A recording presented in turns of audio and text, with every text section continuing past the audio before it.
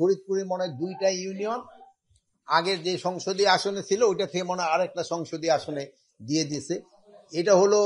এটা আমাদের সাথে এটা কোনো সম্পর্ক নাই। এটা হলো ইলেকশন কমিশন এটা তারা করছে, এবং এটা তারা পরে আবার তাদের শুনছে, যুক্তিতর্ক দেওয়ার পরও তারা সবাই বসে এটা নির্ধারণ করছে। এখন এই নির্ধারণটা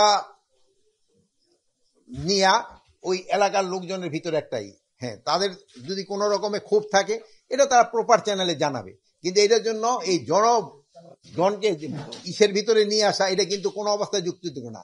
এগুলো জনগণের কিন্তু ভোগান্তি হচ্ছে।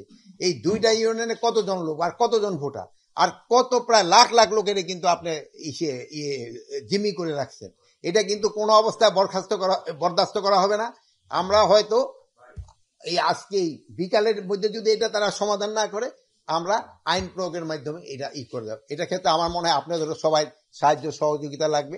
আপনারও মনে হয় চান যে এটা আইন প্রয়োগের মাধ্যমে তো রাস্তাটা ক্লিয়ার করে দেওয়ার জন্য।